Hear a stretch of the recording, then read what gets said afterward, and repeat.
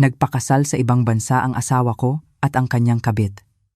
12 miyembro ng pamilya niya ang lumipad para dumalo. Sa araw ng kanilang pagbabalik, habang abot langit ang ngiti ng asawa ko, malamig na ipinaalam ng opisyal ng immigration. Kinansela na ang inyong residency status. Ang buong pamilya ay ide-deport. Natigilan ang buong angkan niya sa kinatatayuan nila. Nakatayo ako sa likod ng salamin, mga 20 metro ang layo, sa arrival area ng Naya. Halos bingi na ako sa ingay ng mga tawag para sa mga flight at sa kaluskos ng mga gulong ng maleta sa sahig. Pero ang sinabi ng opisyal ay tumagos sa pandinig ko na parang patalim. Mr. Marco Reyes, ang inyong residency status ay mayroon ng tala na kinansela. Ito ay isang Notice of Entry Restriction. Pakiusap, makipagtulungan po kayo. Nakita kong natigilan si Marco. Namutla ang muka na parang sinipsip lahat ng dugo. Sa likod niya, si Doña Corazon, ang biyenan ko na nagtutulak ng cart na puno ng mga designer bag, ay biglang parang nabitak ang makapal na makeup sa mukha.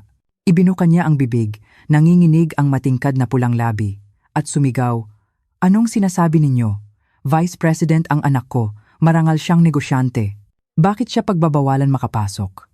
Nagsimulang magkagulo ang higit 10 kamag-anak nila sa likod, isang pinaghalong sigawan, murahan at iyakan na parang binasag na bahay ng pukyutan. Hindi ako lumapit, nanatili lang akong nakatayo. Ang mga kuko ko'y bumaon sa aking palad, habang pinapanood ang lalaking dating nangakong hahawakan ang kamay ko habang buhay na nagkakandara pa ngayon sa paghahanap ng lusot. At ako, bigla kong naramdaman ang isang kakaibang gaan sa dibdib ko. 3 buwan na ang nakalipas, hindi ko kailanman inakala na masasaksihan ko ang ganitong eksena. Nagsimula ang lahat 1 linggo ng umaga, manipis ang sikat ng araw. Nakaupo ako sa balkonahe ng aming kondo sa BGC. Nakabukas ang laptop sa isang design blueprint habang unti-unting lumalamig ang kape sa tabi ko. Nag-vibrate ang telepono ni Marco sa mesa, umilaw ang screen, at nagpakita ng isang pop-up message mula sa Viber na hindi ko naiwasang makita. "Babe, ang galing mo kagabi. Masakit pa rin katawan ko hanggang ngayon." Natigilan ako, na para bang binuhusan ng malamig na tubig mula batok hanggang likod. Ang pangalan ng nagpadala ay Bea Marketing, at ang profile picture ay isang babaeng mestiza. Malaki ang mga mata dahil sa filter at makintab ang mga labi. Mukhang mas bata sa akin ng 8 o 9 na taon.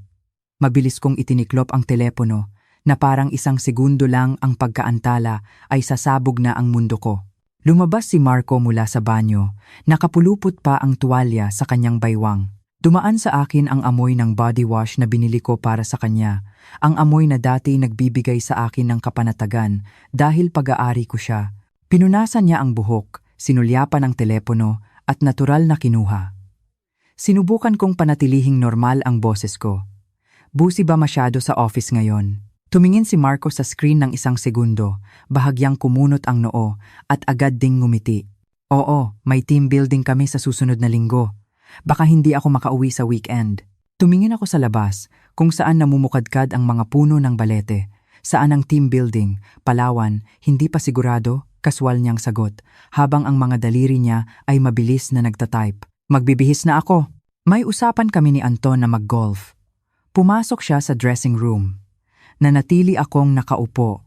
Kumakabog ang puso. Bigla kong naalala noong nakaraang linggo.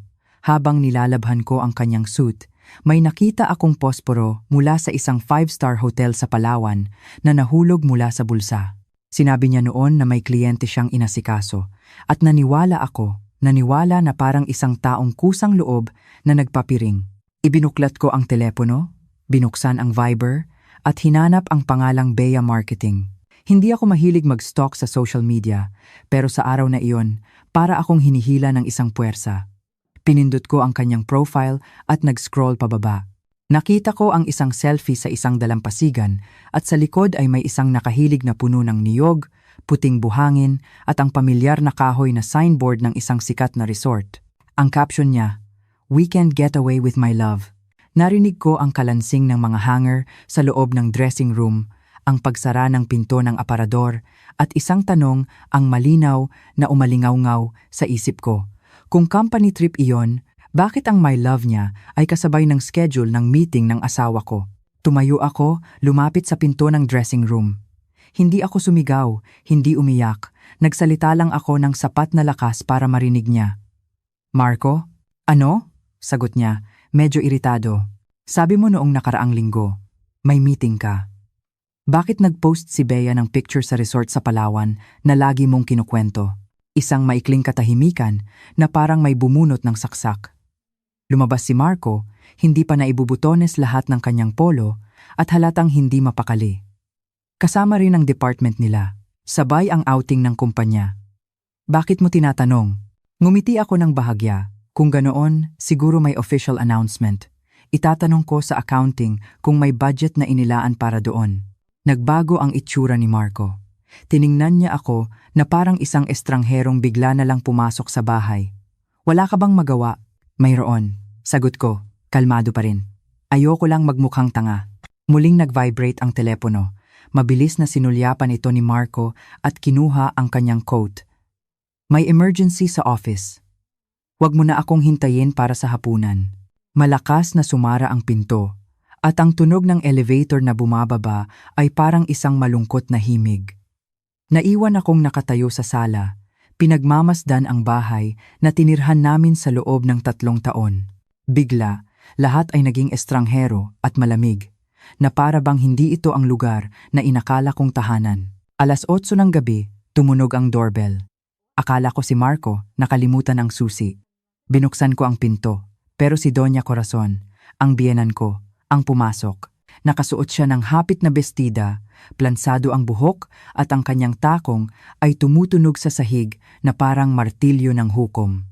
Ma, bakit po kayo naparito? Sinubukan kong maging magalang. Tinabig niya ako at dire-diretsyong pumasok. Inilibot ang tingin sa sala at ngumisi.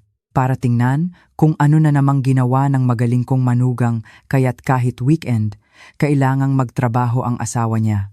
Isinara ko ang pinto, hirap huminga. Busi lang po siya sa trabaho, ma. Tumawa siya ng mapakla, ipinahid ang daliri sa ibabaw ng coffee table at ipinakita sa akin na para bang puno ito ng alikabok. Busy o dahil walang maayos na pagkain sa bahay kaya sa labas na lang siya kumakain? Ang lalaki, pag uwi galing trabaho, kailangan ng asawang marunong umintindi. Tingnan mo nga ang sarili mo. At itong bahay, kinuyom ko ang aking kamao. Sa loob ng ilang taon, hindi ko na mabilang kung ilang beses kong narinig ang tono at mga salitang iyon. Wala siyang pakialam kung katatapos ko lang ng isang malaking proyekto, kung naghahabol ako ng deadline, o kung inaalagaan ko ang mga magulang namin. Isa lang ang kailangan niya.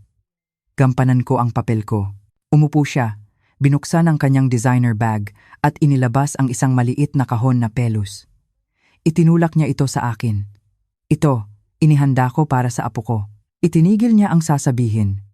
At tiningnan ang tiyan ko na para bang isang kasalanan. Napalunok ako. 5 taon ng kasal at ang isyu ng anak ang siyang lubid na nakasakal sa leeg ko. Araw-araw. Nagpatingin ako sa doktor. Malinaw ang resulta. Nasa panig ni Marco ang problema. Pero pagdating sa bahay, lahat ng sisi ay nasa akin. Ako ang baog. Ako ang hindi makapagbigay ng tagapagmana. Tahimik lang si Marco. Ang kanyang pananahimik ang pangalawang patalim. Tumalikod ako, nagkunwaring kalmado. Ipagtitimpla ko po kayo ng tubig, ma. Huwag na, pigil niya. Nandito ako para kunin ang pasaporte ni Marco. Humarap ako. Pasaporte? Bakit hindi na lang po siya ang kumuha? Busy. Maikli niyang sagot. May survey trip siya sa ibang bansa. Asawa ka pero hindi mo alam kung paano tulungan ang asawa mo. Tumayo siya, dire-diretsong pumasok sa aming kwarto, at naghalungkat na parang sarili niyang bahay. Sumunod ako. Malakas ang kabog ng dibdib, sabi ni Marco. Siya lang ang nakakaalam ng kombinasyon ng safe sa aming study, pero si Doña Corazon ay nag-type ng isang serye ng mga numero nang walang kahirap-hirap. Bumukas ang safe, kinuha niya ang pasaporte at isinilid sa kanyang bag. Narinig ko ang sarili kong boses na naging paos. Paano niyo nalaman ang kombinasyon? Birthday niya, kung hindi ko pa to alam, sino pa? Humarap siya, matalim ang tingin. Maging asawa ka na lang, Huwag mong pag-aksayahan ng panahon ang pag-check ng telepono at pakikialam sa mga kaibigan at katrabaho niya. Lumabas siya ng bahay, naiiwan ang matapang na amoy ng kanyang pabango. Naiwan akong nakatayo sa pasilyo at isang ideya ang biglang pumasok sa isip ko. Kung kaya niyang buksan ang safe at kunin ang pasaporte ng ganoon kadali, ano nga ba talaga ako sa kasal na ito? Nang gabing iyon, hindi umuwi si Marco. 3:00 ng madaling araw, nag-text siya. Bigla ang business trip. Uuwi ako next week. Tinitigan ko ang screen hanggang sa mamatay ito. Sa dilim, naramdaman ko ang basa at malamig kong pisngi. Umiiyak na pala ako nang hindi ko namamalayan. Pero ang mas kinatatakutan ko ay hindi ang mga luha. Ang kinatatakutan ko ay ang pagkamulat na unti-unting lumalaki sa isip ko, parang isang nagbabagang apoy. Bumangon ako, binuksan ang laptop at sinimulang suriin ang mga bagay na dati kong binabaliwala. Mga bank statement ng joint account namin, history ng mga gastos, mga resibong hindi karaniwan. Naalala ko ang posporo mula sa hotel. Naalala ko ang tingin ni Marco nang banggitin ko ang pangalan ni Bea. Naalala ko kung gaano kabilis kinuha ni Doña Corazon ang pasaporte na parang sanay na sanay. Sa loob ng kwartong sobrang tahimik narinig ko pati ang ugong ng ref, isang bagay ang naintindihan ko. Hindi lang ito tungkol sa pangangaliwa, isa itong plano. At kung magpapatuloy akong maging isang mabuting asawa, ako ang itatapon palabas ng sarili kong buhay. Walang pera, walang boses, at may tatak na hindi marunong mag-alaga ng asawa. Tumingin ako sa bank statement, pagkatapos ay sa bintana kung saan malapit ng mag-umaga. Sinabi ko sa sarili ko, mabagal, bawat salita ay parang pako, hindi na ako mananahimik. At doon ako nagpasya na kailangan kong alamin ang katotohanan, anuman ang mangyari, hindi ako natulog ng gabing iyon. Habang ang lungsod ay nababalot pa sa manipis na hamog bago mag-umaga, nakaupo na ako ng tuwid sa harap ng aking desk, binubuksan ang lahat ng lumang folder, inilalabas ang bawat bank statement, bawat resibo na dati hindi ko pinapansin. Lagi kong iniisip na, sa mag-asawa, hindi na kailangan pang maging detalyado sa pera. Ngayon, ang mismong pagtitiwalang iyon ang nagpanginig sa akin. Sa joint account namin, buwan-buwan akong naglilipat ng halos 155,000 mula sa kinikita ng aking design studio. Tandang-tanda ko ang bawat transfer. Pero sa nakalipas na 6 na buwan, may mga maliliit na withdrawal, minsan 153,000, minsan 100,000 na may malabong description. Client entertainment, business trip expenses. Tiningnan ko ang kalendaryo. Sa mga araw na iyon, laging sinasabi ni Marco na nag-overtime siya, may internal meeting o may kausap na kliyente. Napapikit ako at huminga ng malalim. Ang lahat ng piraso ay unti-unting nagkakatugma at ang nakakatakot ay kung gaano ito kaperpekto. 7:00 ng umaga, nagbihis ako at naglagay ng light makeup tulad ng isang ordinaryong araw. Hindi ako umiyak, hindi tumawag kay Marco, at hindi nag-text para magtanong. Kailangan ko ng malinaw na isip. Ang unang taong naisip ko ay si Angela, ang best friend ko mula kolehiyo, na ngayon ay isang abogada sa isang private firm sa Makati. Tinawagan ko siya. Pagkatapos ng 3 ring, sumagot siya, inaantok pa. Bakit ang aga mong tumawag? Angela, kailangan kitang makausap. Urgent. Naging matatag ang boses ko, pati ako ay nagulat. Anong nangyari? Malaking bagay. Nagkita kami sa isang maliit na coffee shop malapit sa opisina ni Angela. Pagkatapos kong ikwento lahat, matagal siyang nanahimik. Hindi siya sumabat, hindi nagulat.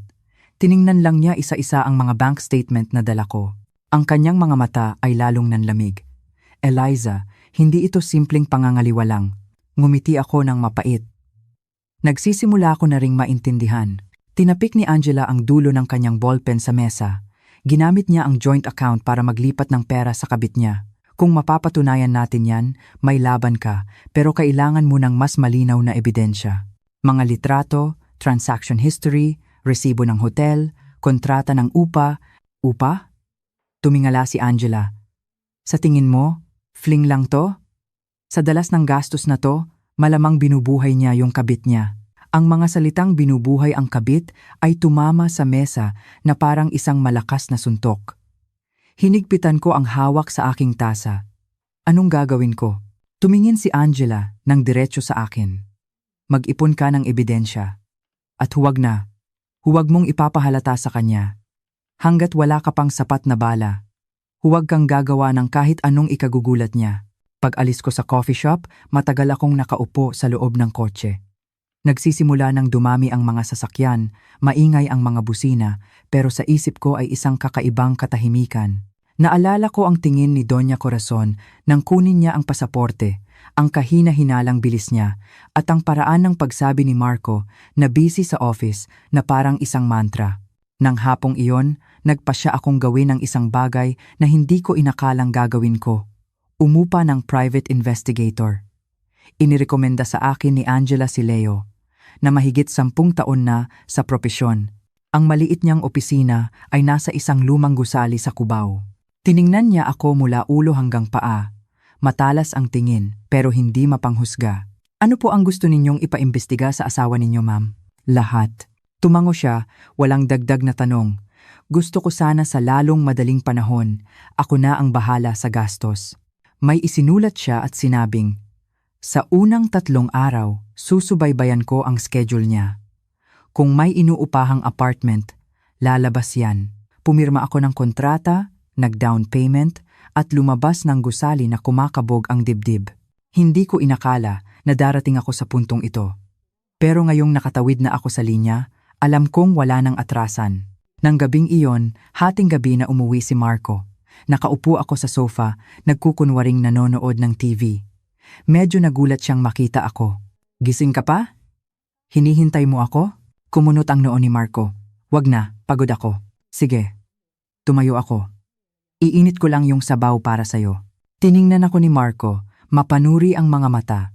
Siguro, naghahanap siya ng bakas ng luha, panunumbat o galit, pero wala akong ibinigay sa kanya. Kumilos ako ng normal, perpektong normal. Habang kumakain, nagkwento siya tungkol sa trabaho, sa mga plano, at sa posibilidad na kailangan niyang mag-abroad ng matagal.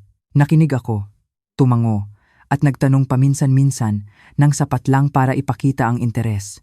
Sa isip ko, bawat salita niya ay may tatak na kasinungalingan. Nang gabing iyon, mabilis nakatulog si Marco. Nakahiga ako sa tabi niya, dilat na dilat ang mga mata, pinakikinggan ang pantay na paghinga ng lalaking minsan ay buong mundo ko. Natawa ako sa isip ko. Ang sarap ng tulog niya dahil naniniwala siyang ako pa rin ang dating asawa, mabait, madaling maniwala at madaling paikutin. Makalipas ang 2 araw, habang nasa opisina ako, nag-vibrate ang telepono ko. Si Leo. Ma'am Eliza, nagpadala ako ng ilang litrato. Pakitingnan na lang po. Isinara ko ang pinto ng opisina. Binuksan ang email. Ang mga litratong lumabas sa screen ay nagpamanhid sa puso ko. Malinaw na si Marco, nakaakbay kay Bea, papasok sa lobby ng isang high-end na condominium sa Ortigas. May ibinubulong siya, at tumatawa si Bea. Ang kamay ay natural na nakapatong sa kanyang baywang. Sa isa pang litrato, sabay silang humihila ng maleta, papasok sa elevator. Napaupo ako sa aking silya. Nag-text si Leo. Ang kondo ay inuupahan kada buwan, mga alamang 5,000. Ang kontrata ay nakapangalan sa kumpanya niya. Per 75,000. Kinwenta ko sa isip ko. Iyon ang kinikita ko sa isang proyektong inaabot ng 1 buwan. Nang gabi, nakipagkita ako kay Angela at ipinakita sa kanya ang mga litrato. Napabuntong hininga siya. Gaya ng hinala ko. Eliza, kailangan mong ihanda ang sarili mo. Simula pa lang to. Ano pa ba? Tumingin sa akin si Angela, dahan-dahan ang pagsasalita. Pera, ari-arian, at ang pamilya niya. Hindi basta-basta ang biyenan mo. Ang sinabi niya ay nagpaalala sa akin sa tingin ni Doña Corazon. Bigla akong kinilabutan. Nang gabing iyon, habang naliligo si Marco, palihim kong binuksan ang telepono niya. Nanginginig ang kamay ko, pero malinaw ang isip ko. Ang password ay ang birthday pa rin niya. Nahulaan ko at bumukas ang screen. Mga mensahe, mga litrato, schedule. Hindi ko binasa lahat, kinunan ko lang ng litrato ang mga mahahalaga. Sa isang chat, nag-text si Marco kay Bea. Aayusin ko lang lahat, maghintay ka lang. Suportado naman ako ni Mama. Ibinalik ko ang telepono sa dati nitong pwesto. Ang puso ko ay parang tambol. Nang lumabas si Marco, nakatalikod na ako. Nagkukunwaring tulog. Sa dilim, kinagat ko ang labi para hindi mapaiyak. Hindi dahil sa sakit, kundi dahil ang kataksilang ito ay hindi na lang sa aming dalawa. Ito ay isang sabwatan na sinang-ayunan ng buong pamilya niya. Tumingin ako sa kisame, iisang bagay na lang ang nasa isip ko. Kung inihanda na nila ang daan para itapon ako, kailangan ko ring ihanda ang sarili kong lusot. At ang lusot na iyon ay hindi maaaring walang dala. Mula nang makita ko ang mga mensaheng iyon, alam kong wala na akong babalikan. Pero ang pinakamasakit ay hindi ang kataksilan ni Marco, kundi ang pakiramdam na palihim kang itinakwil ng isang buong pamilya, na para bang hindi ako kailanman naging parte ng kasal na ito. Hindi na ako umiyak. Ang luha ngayon ay isang luho at walang silbi. Kailangan kong maging matino. Sa mga sumunod na araw, namuhay ako sa dalawang magkaibang mundo. Sa umaga, ako pa rin ang maayos na asawa pumapasok sa trabaho, umuuwi sa tamang oras, at nagtatanong kay Marco ng sapat lang. Sa gabi, ako ay isang taga-ipon ng ebidensya, bawat bakas na hindi ko inakalang hahawakan ko balang araw. Patuloy na nagpapadala si Leo ng mga ulat. Halos pare-pareho na ang schedule ni Marco. Sa umaga, papasok sa opisina, sa hapon, pupunta sa kondo sa Ortigas, at doon magtatagal hanggang hating gabi bago umuwi. O magdadahilan na sa opisina na natulog. Laging kasama si Bea sa mga oras na iyon. May mga litrato pa silang magkasamang namimili sa grocery na parang isang tunay na mag-asawa. Matagal kong tinitigan ang mga litratong iyon, hindi para magselos, kundi para paalalahanan ang sarili ko. Ang lalaking ito ay hindi na sa akin, kahit sa puso man lang. Isang gabi, habang naliligo si Marco, nagpanggap akong naglilinis ng kanyang study. Dati, bihira akong pumasok dito, sabi ni Marco. Ito ang kanyang private space at iginalang ko iyon. Ngayong iniisip ko, ang paggalang na iyon pala ang perpektong dahilan para itago niya ang lahat. Sa isang drawer, nakakita ako ng isang manipis na folder na walang label. Binuksan ko ito. Sa loob ay mga certified true copy ng business registration, employment contract at ilang papeles para sa pag-apply ng long-term visa. Ang pangalan ng kasama niya, hindi ako, kundi si Bea. Nanginig ang kamay ko. Sakto namang nag-vibrate ang telepono ko, text mula kay Angela. Okay ka lang? Naisip ko lang, posibleng naghahanda siyang manirahan o mag-invest sa ibang bansa. Nag-reply ako ng isang maikling pangungusap. Nakita ko ang visa application ng babae. Ilang segundo ang katahimikan sa kabilang linya bago tumawag si Angela. Eliza, makinig ka. Mula ngayon, bawat papel na makita mo, bawat email, text o resibo ay maaaring susi. Huwag kang magpapalampas ng kahit ano. Paano ako? Tanong ko. Paos ang boses. Kailangan mo munang protektahan ang sarili mo. Hindi ako nakatulog ng gabing iyon. Binuksan ko ang laptop, isinave ang lahat ng litrato, dokumento at mensahe sa dalawang magkaibang external hard drive. Nilagyan ko ng password, itinago ang isa sa studio, at ipinatago ang isa kay Angela. Wala na akong tiwala sa swerte. Makalipas ang 2 araw, muling sumulpot ang biyenan ko. Sa pagkakataong ito, hindi siya kumatok, kundi ginamit ang spare key. Nasa kusina ako at nagulat nang marinig ang pamilyar na tunog ng kanyang takong. Nandito ka pala? Umupo siya, ipinatong ang bag sa mesa, matalim ang tingin. Sa susunod na linggo, may lakad ang pamilya. Aalis si Marco papuntang abroad ng matagal. Mag-ayos ka na. Humarap ako at diretsyong tumingin sa kanya. Company trip po o personal? Natigilan siya ng isang segundo bago ngumiti. Bakit ang dami mong tanong? Ang babae, sapat nang marunong mag-alaga ng pamilya. Kinagat ko ang labi. Nagtatanong lang po ako kasi nasa safe din ang pasaporte ko. Kung family trip, baka kailangan ko ring maghanda. Nawala ang ngiti sa kanyang labi. Tinitigan niya ako. Hindi kailangan. Ang 2 salitang iyon ay kasing lamig ng yelo. Naintindihan ko. Sa plano nila, hindi ako kasama. Gabi na umuwi si Marco. Hinintay ko siya sa sala. Pagkababa niya ng kanyang briefcase, nagsalita ako ng mahinahon. Matagal ka bang mawawala sa abroad? Natigilan si Marco, bago mabilis na bumalik sa dati. May proyekto. Bakit mo natanong? Sabi ni Mama. Ilang segundo siyang natahimik. Oo. Survey trip. Dito ka lang sa bahay, alagaan mo ang mga magulang natin. Sino ang kasama mo? Kumunot ang noo ni Marco. Ano bang problema mo ngayon? Tumingin ako diretso sa kanyang mga mata. Gusto ko lang malaman kung saan ako lulugar. Bumuntong hininga si Marco, nagsisimula ng mairita. Masyado kang nag-iisip. Huwag mong palakihin ang issue. Hindi na ako nagsalita. Alam kong kung magsasalita pa ako, sasabog ang lahat at hindi pa ako handa para doon. Pagkatapos ng araw na iyon, mas naging aktibo ako. Sinuri ko ang lahat ng papeles ng aming ari-arian. Ang kondo na tinitirhan namin ay nakapangalan sa biyenan ko.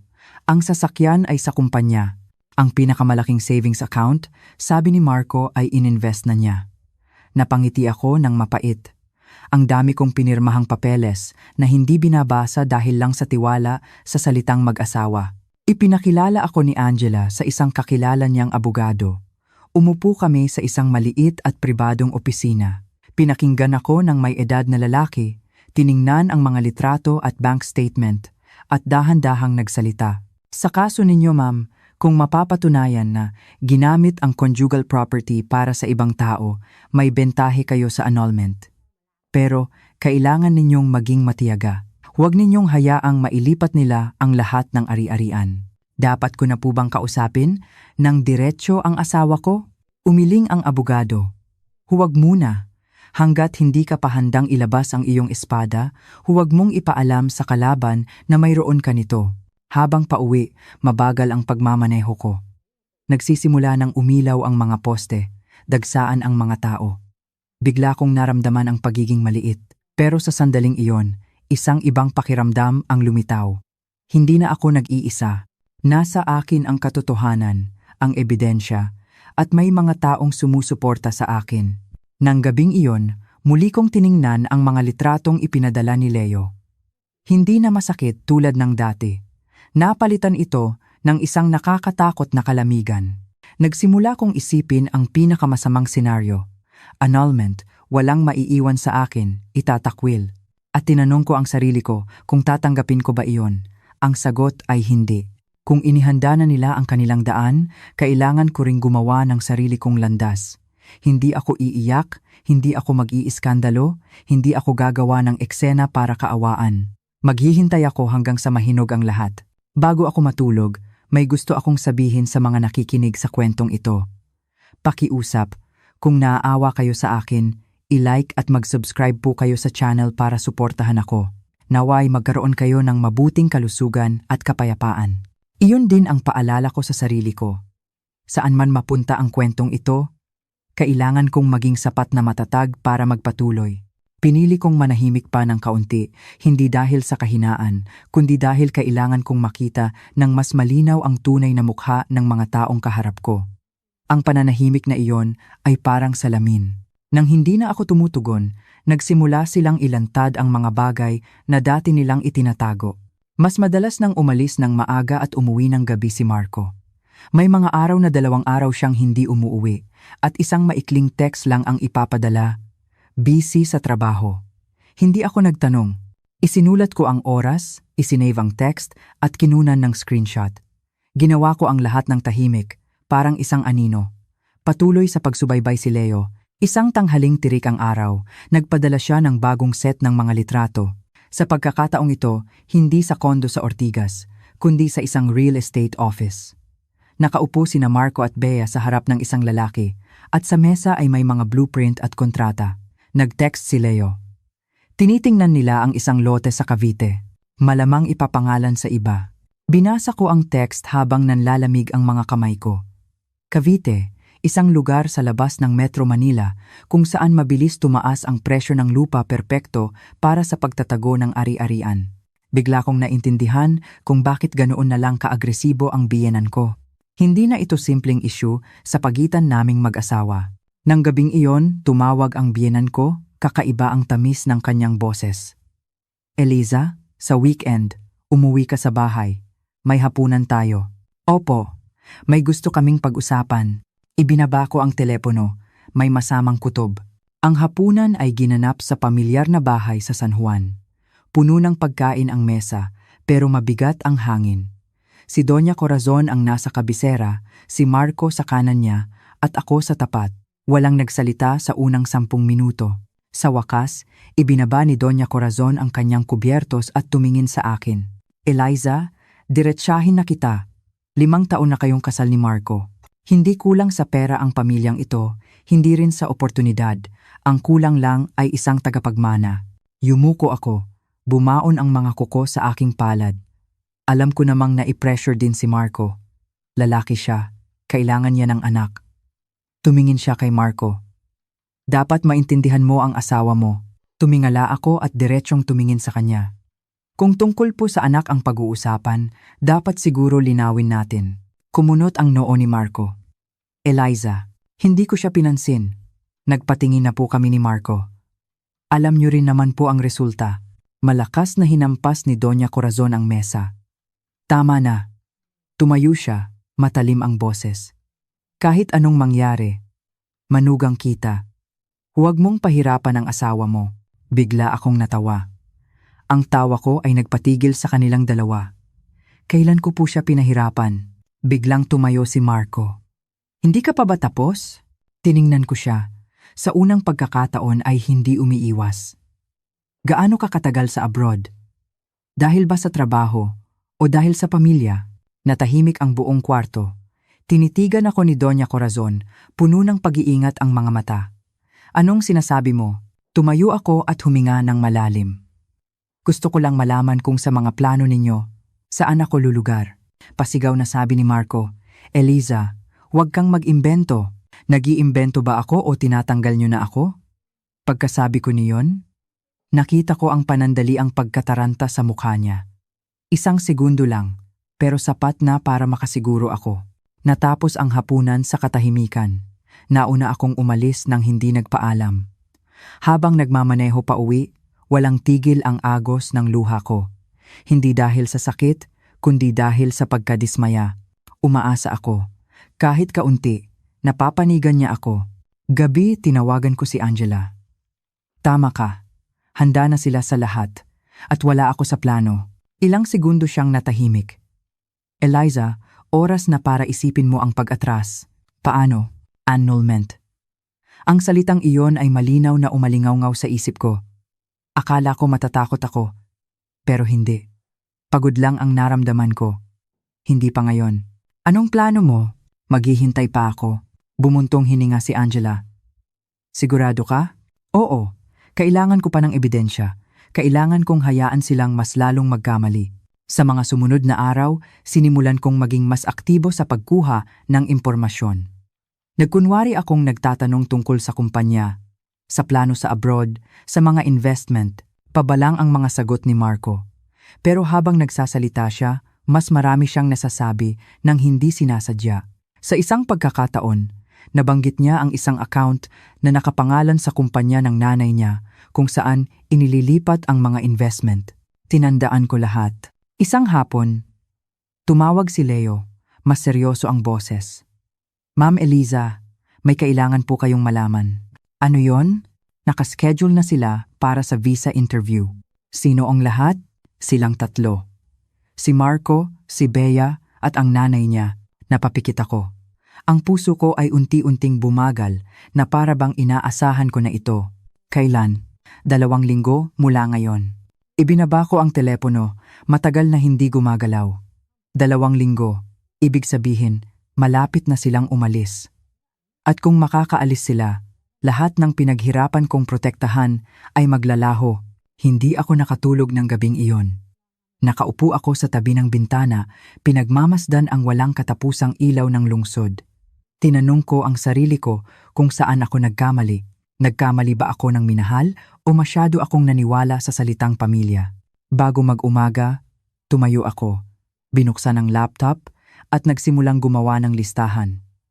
Listahan ng mga kailangan kong gawin, mga kailangan kong kausapin, mga papeles na kailangan kong kolektahin.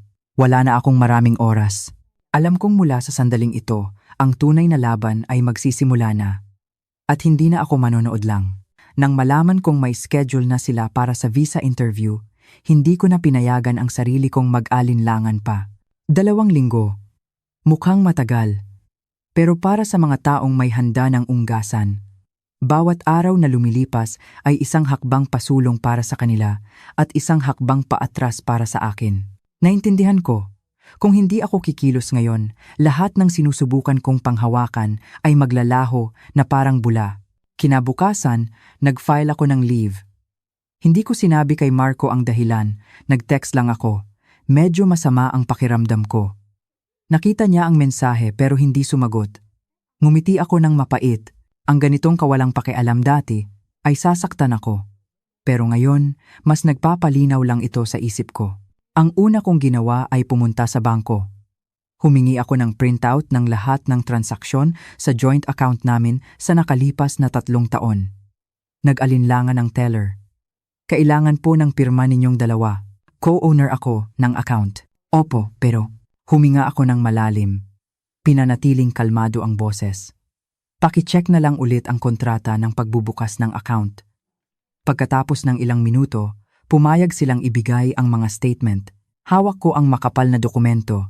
Mabigat ang pakiramdam. Bawat numero roon ay hindi na pera, kundi ebidensya. Mula sa bangko, dumiretso ako sa studio ko. Binuksan ko ang safe, kinuha ang mga lumang kontrata, mga proyektong ginawa ko at mga patunay ng perang inilipat ko sa joint account. Kailangan kong patunayan ang isang bagay. Hindi ako palamunin. Sa mga ari-ariang iyon, mayroong pawis at dugo ko. Tanghali, nakipagkita ako kay Angela. Hinihintay na niya ako sa isang maliit na meeting room sa law office nila. Nasa mesa na ang mga dokumentong ipinadala ko kagabi.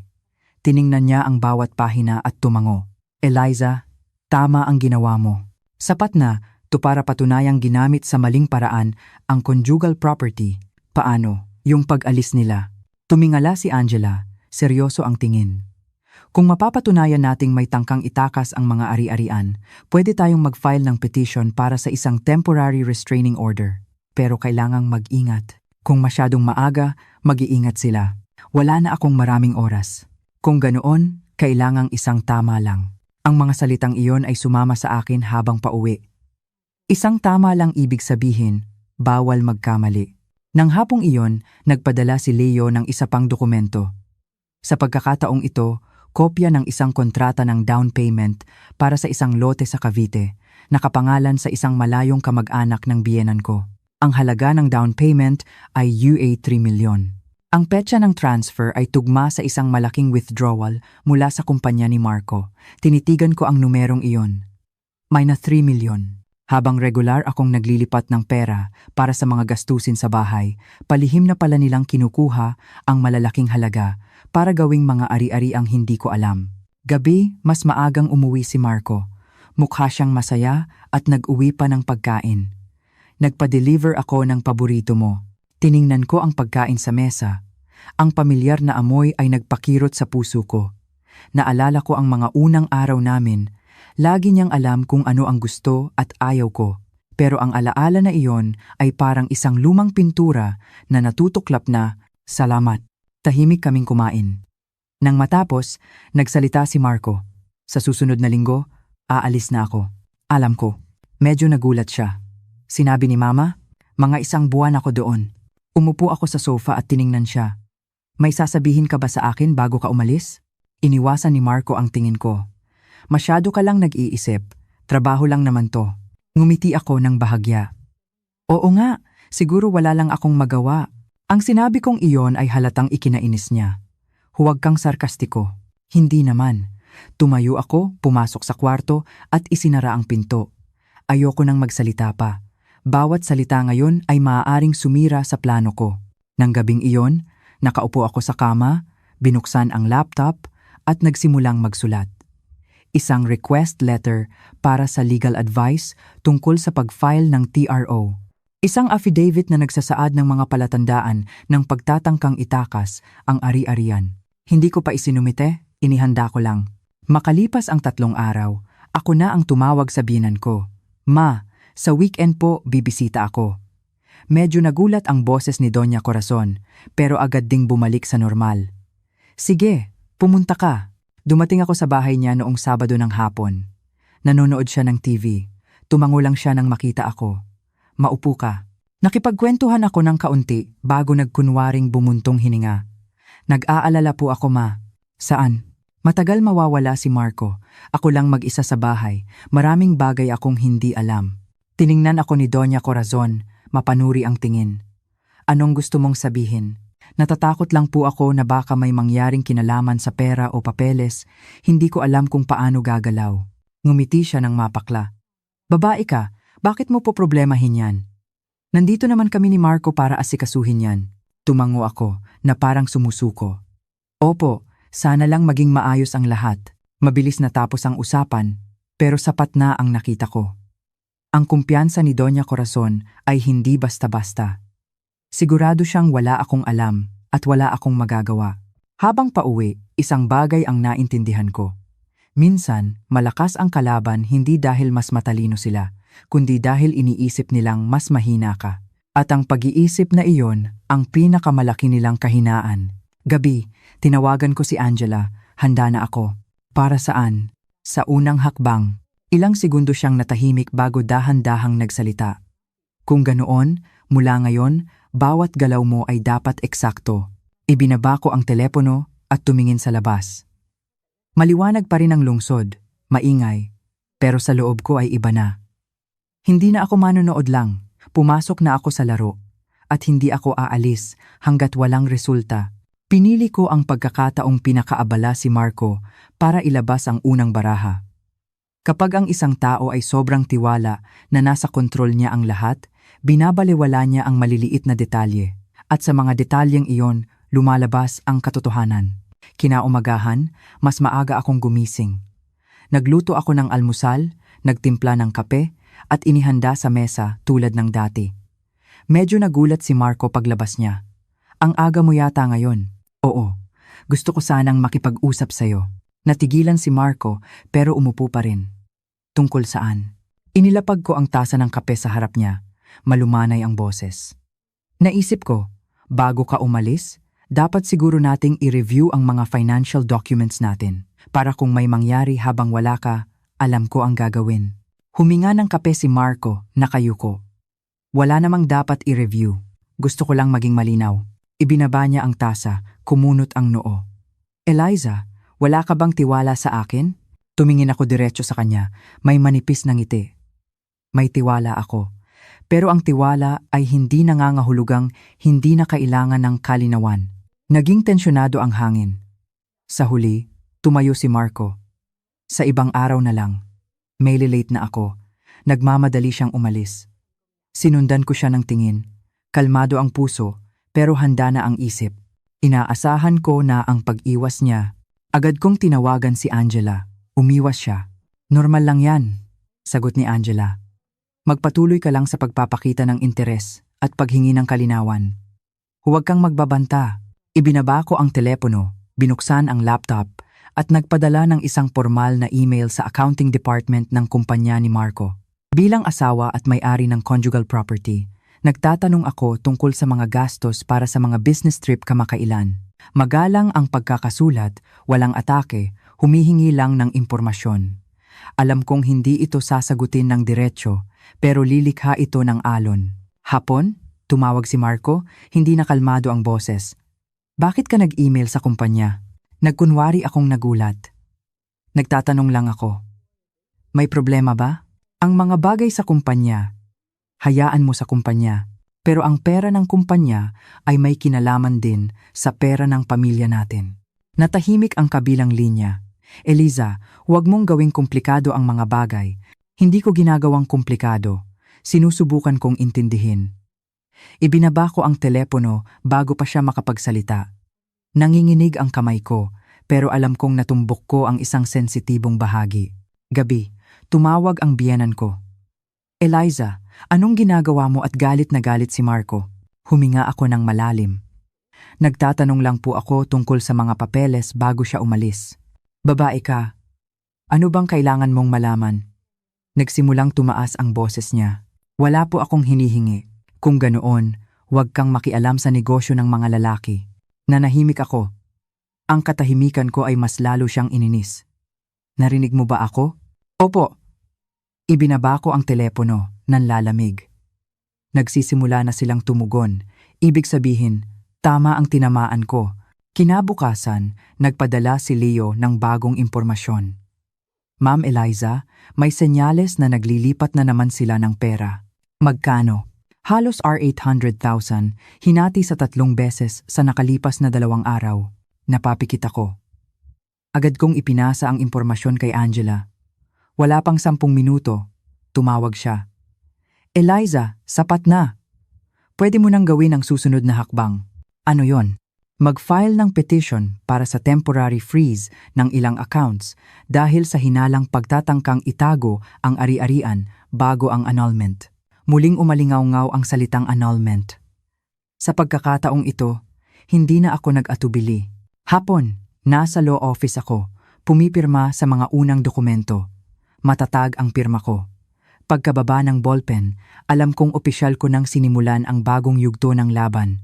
Pauwi, nakatanggap ako ng text mula kay Marco. Anong kalokohan to? Matagal kong tiningnan ang screen bago sumagot. Pinoprotektahan ko ang para sa akin. Maya-maya, sunod-sunod siyang tumawag.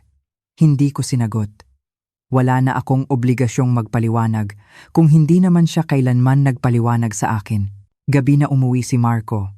Pumasok siya sa sala, tensyonado ang mukha. Eliza, hanggang saan mo to dadalhin? Tumayo ako at hinarap siya. Kung gusto mong mag-usap, maging malinaw ka. Ayoko na ng paligoy-ligoy. Gusto mo nang makipaghiwalay? Tiningnan ko siya, kalmadong-kalmado. Kung sasabihin kong oo, anong gagawin mo? Natahimik si Marco, ang katahimikan na iyon ang sagot. Tumalikod siya at ibinato ang susi sa mesa. Nagbago ka na. Ngumiti ako ng malungkot. Hindi, namulat lang ako. Nang gabing iyon, mag-isa ako sa kwarto. Sa labas, tuloy ang takbo ng mga sasakyan. Tuloy ang buhay.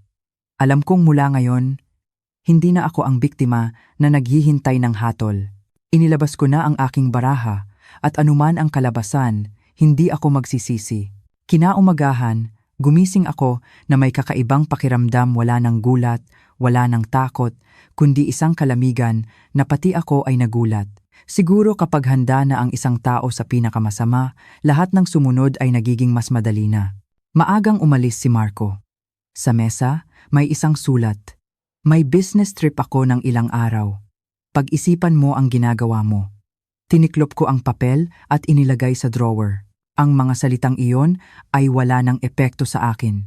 Hindi pa ako tapos mag-almusal nang sunod-sunod na mag-ring ang telepono ko. Isang hindi kilalang numero. Hello, si Mrs. Eliza Reyes po ba? Ako nga. Ako po ang abogado ni Mr. Marco Reyes. Napangiti ako. Ang bilis ng ganti. Ano po yun? Nalaman po namin na may mga isinasagawa kayong proseso para sa pag-freeze ng assets. Maaari po itong makaapekto ng malaki sa negosyo ni Mr. Reyes. Sumusunod lang ako sa batas, pero kung ipagpapatuloy ninyo ito, gagawa rin ng legal na hakbang ang panig ni Mr. Reyes. Nanahimik ako ng ilang segundo. Gawin ninyo ang nararapat para sa kliyente ninyo. Ginagawa ko rin ang para sa akin. Ibinaba ko ang telepono.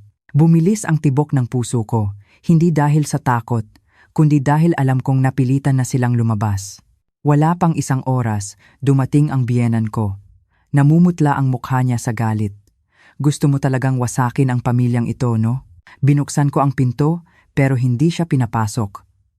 Ano po ang ibig ninyong sabihin? Nagsampa ka ng kaso, nagpa-freeze ng assets, hindi na makagalaw sa negosyo si Marco. Pinoprotektahan ko lang po ang legal na karapatan ko. Tumawa siya ng mapakla. Anong karapatan? Pera yan ng anak ko.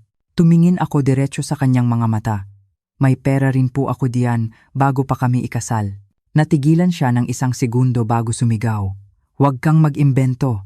May papeles ka ba? Mayroon. Isang salita lang iyon, pero natahimik siya. Kitang-kita ko ang pag-aalinlangan sa mga mata niya. Eliza, sinasabi ko sa'yo, kapag pinalaki mo pa to, hindi kita tatantanan. Ganoon din po ako. Mabagal kong sabi. Ayoko po kayong maging kaaway, pero kapag may gumalaw sa kung anong nararapat sa akin, hindi ako uurong. Tinitigan niya ako na parang ibang tao.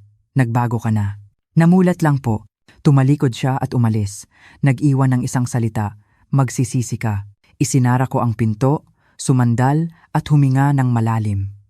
Nanginginig ang kamay ko pero hindi ako umiyak. Tanghali, tumawag si Angela. Mas matindi ang reaksyon nila kaysa sa inaasahan ko. Napansin ko rin. Pero mas maganda, habang mas marami silang ginagawa, mas madali silang magkakamali. Anong susunod? Ihanda mo ang sarili mo. Gagamitin nila ang emosyon. Hindi pa ako nakakapagtanong. Nang dugtungan niya, ipapakita nila sa'yo na ikaw ang kontrabida, ang sumisira ng pamilya. Natahimik ako. Eliza, tandaan mo, hindi ikaw ang nagtaksil.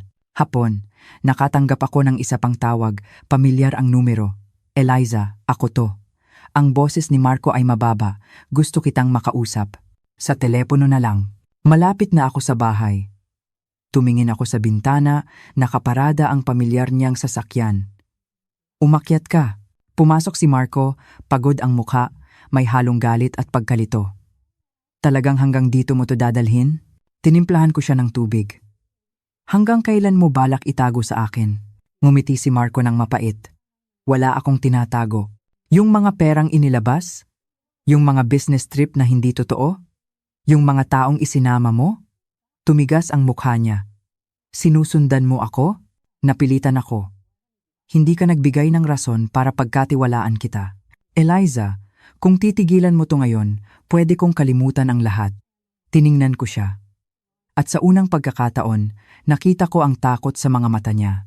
Kapag hindi mo tinigilan, mas marami kang mawawala. Reputasyon.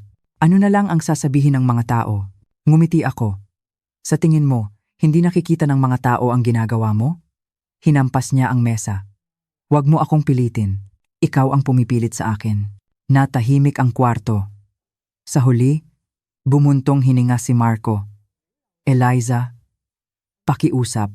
Ang dalawang salitang iyon ay nagpatigil sa akin. Para saan? Bigyan mo ako ng panahon. Hindi tulad ng iniisip mo ang lahat. Kung ganoon, sabihin mo ang totoo. Tiningnan ako ni Marco at yumuko. Hindi lang sa Pilipinas ang negosyo ko. So may pera ka sa labas? Magkano? Hindi siya sumagot. At balak mong dalhin lahat yon? Nawala ako sa plano? Natahimik si Marco.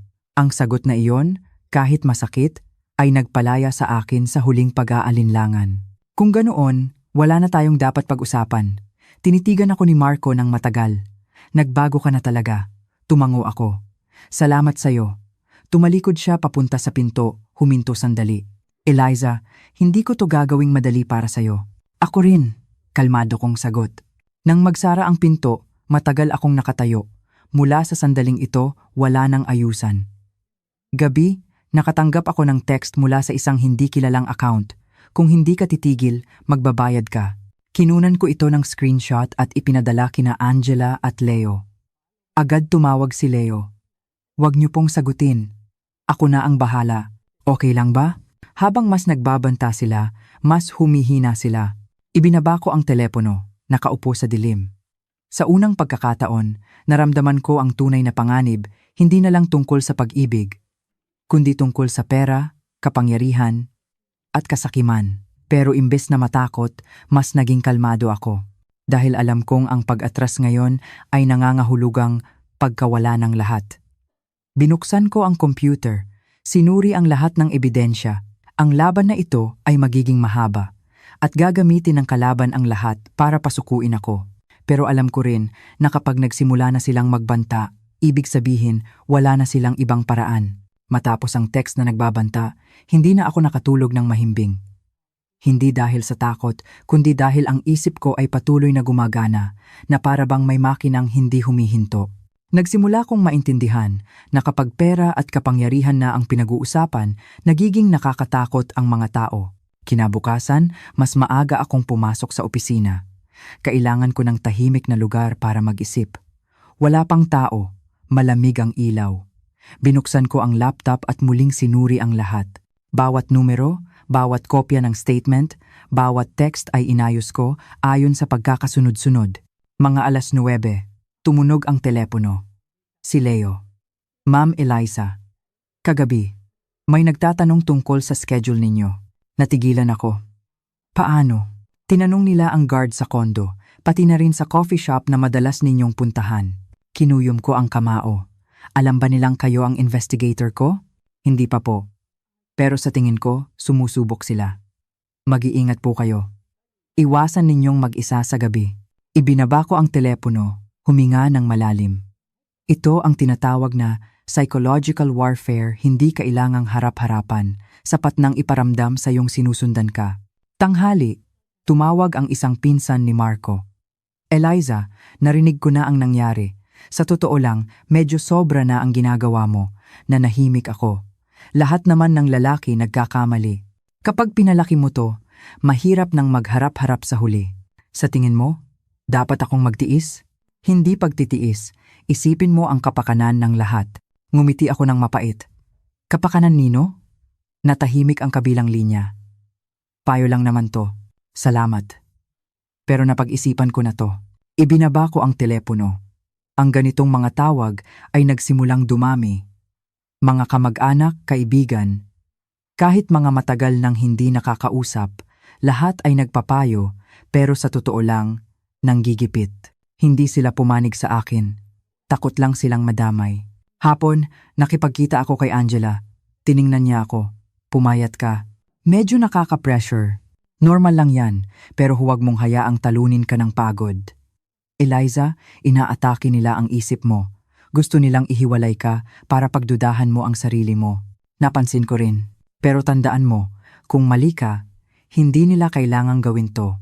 Ang mga salitang iyon ay nagpagising sa akin. Tama. Kung wala akong hawak na ikinatatakot nila, hindi sila mag-aaksaya ng panahon.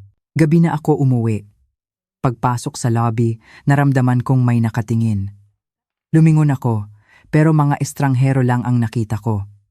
Baka imahinasyon lang, pero bumilis pa rin ang tibok ng puso ko. Pag-akyat, nilak ko ang pinto at isinara ang mga kurtina. Umupo ako sa sofa, niyakap ang unan. Sa unang pagkakataon, hinayaan kong manghina ako ng kaunti. Naalala ko ang mga unang araw namin. Noon, naniniwala akong sapat na ang pagmamahal. Ngayon ko lang naintindihan, hindi ako nagdududa noon, takot lang akong harapin ang katotohanan. Tumunog ang telepono, text mula kay Marco. Eliza, malaki ang pressure na dinadala ko. Tiningnan ko ito pero hindi sumagot. Maya-maya, isa pang text. Gusto mo ba talaga akong ilagay sa alanganin? Nananahimik pa rin ako. Pangatlong text. Pag-isipan mo, mag-asawa pa rin tayo. Itiniklop ko ang telepono. Kumirot ang puso ko pero hindi na ako nag-alinlangan.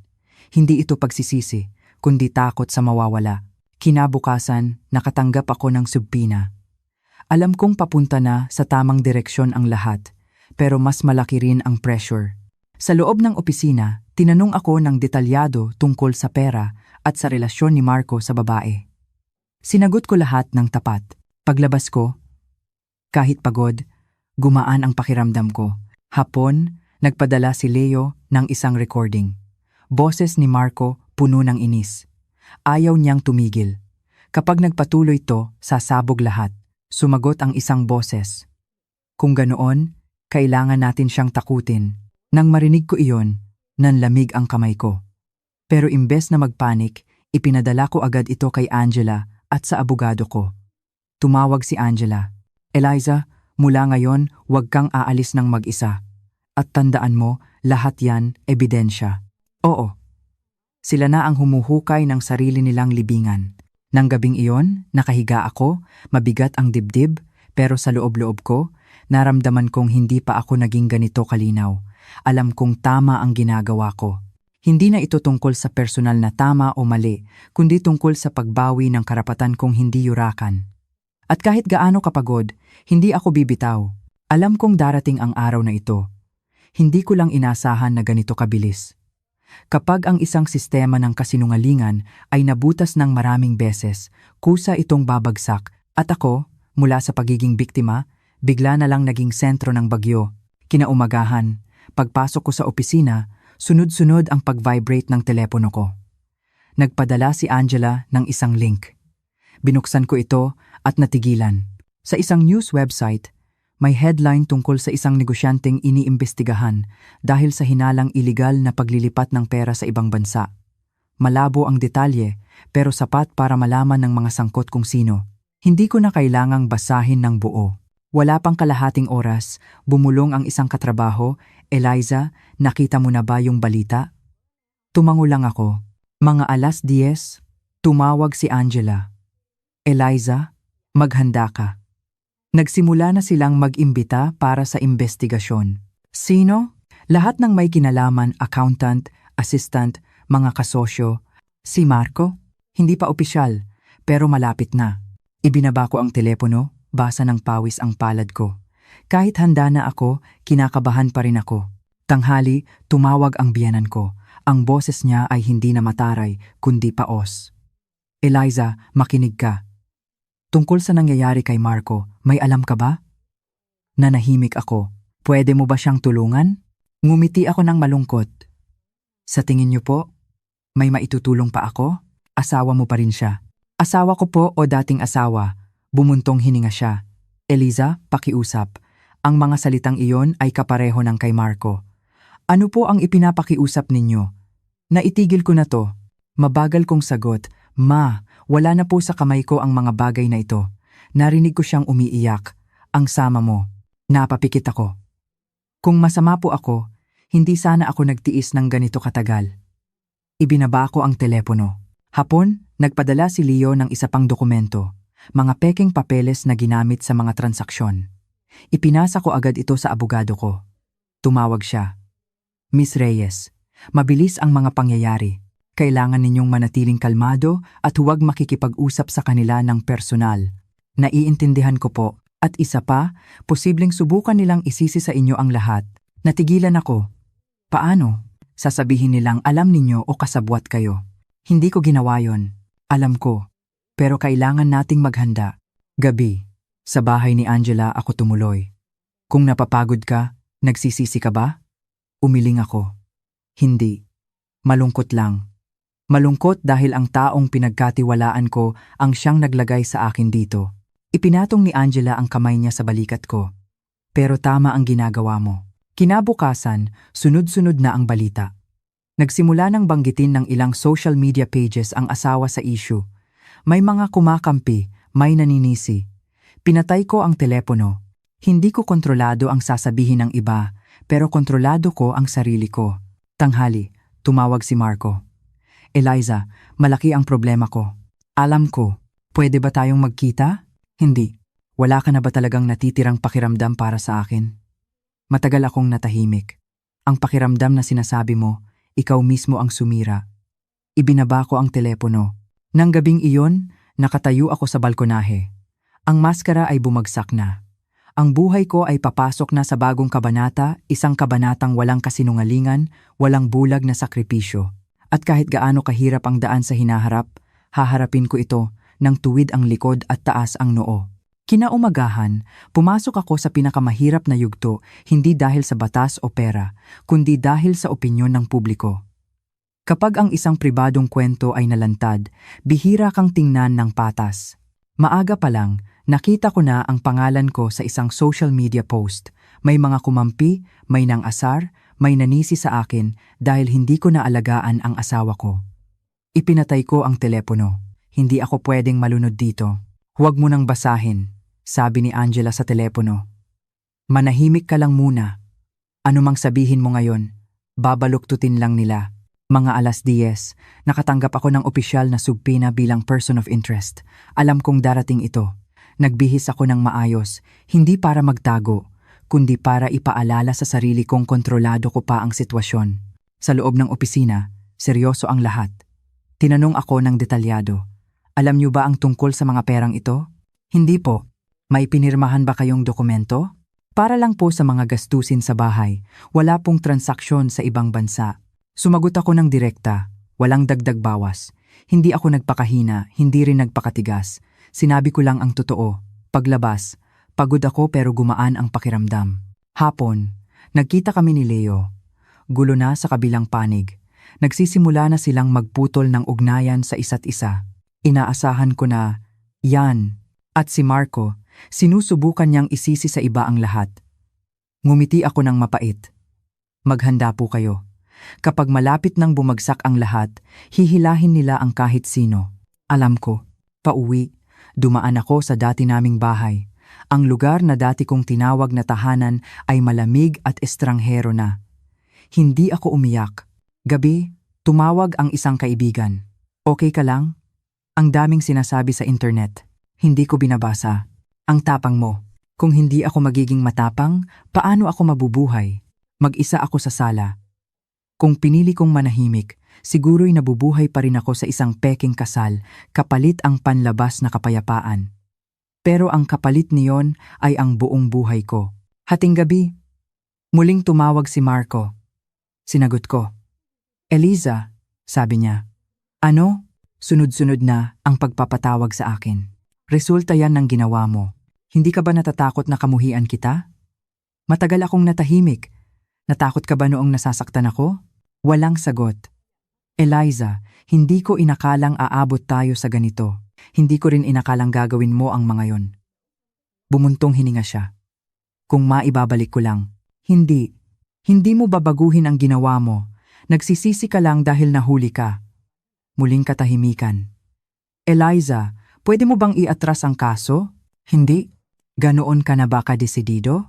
Naging desidido ako mula nang piliin mo ang pagsisinungaling. Ibinaba ko ang telepono. Sa mga sumunod na araw, natuto akong huwag pansinin ang ingay. Nag-focus ako sa trabaho at sa sarili ko. Isang gabi, natulog si Angela sa bahay. Kung matapos ang lahat, anong gusto mo? Nag-isip ako. Kapayapaan. Ngumiti siya. Makukuha mo yan. Napapikit ako. Sa unang pagkakataon sa loob ng maraming araw, nakatulog ako ng mahimbing.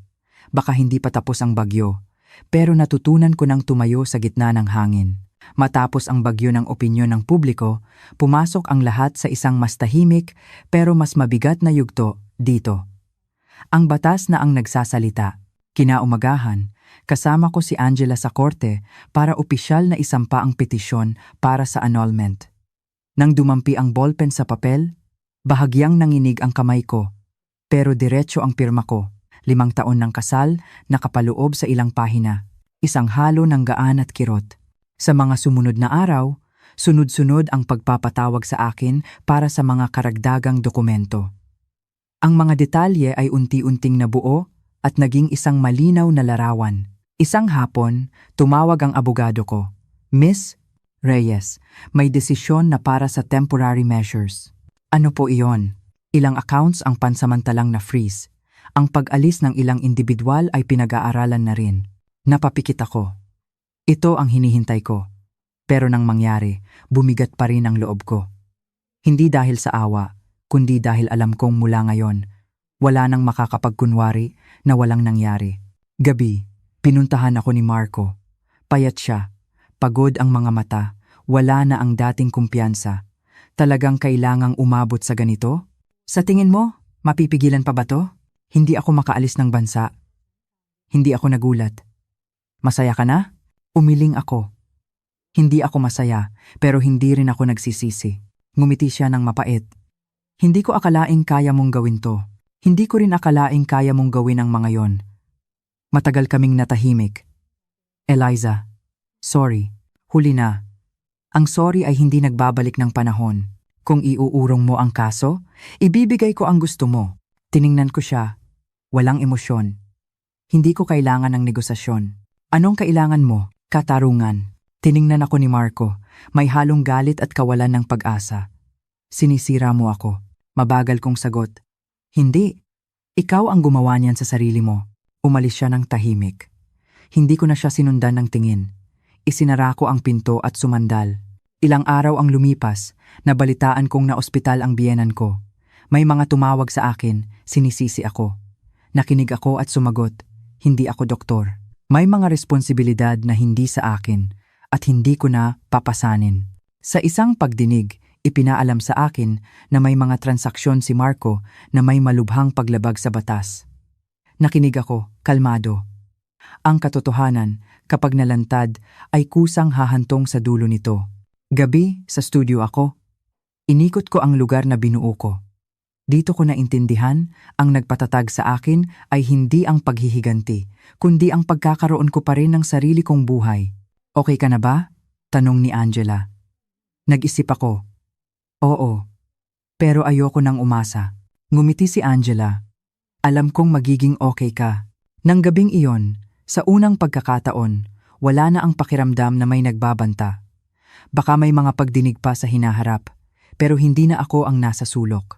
Nakalabas na ako sa liwanag at ang mga lumang pinto ay unti-unti nang nagsasara sa likod ko. Itinakda ang araw ng pinal na desisyon. Kinaumagahan, gumising ako ng maaga. Tahimik pa ang lungsod. Hindi ako nanalangin para sa anumang resulta, hiniling ko lang na matapos na ang lahat ayon sa nararapat. Sinundo ako ni Angela. Sa korte, tahimik ako. Pumasok si Marco, payat, umiiwas ng tingin. Hindi ko siya tiningnan ng matagal. 2 taon na lang kami sa magkabilang panig ng isang malinaw na katotohanan. Nagsimula ang pagdinig. Muling inilahad ang mga ebidensya. Nang tanungin, sumagot ako ng maikli at direkta. Hiniling ko ang hatian ng ari-arian ayon sa batas, batay sa aking mga kontribusyon. Walang labis, walang kulang.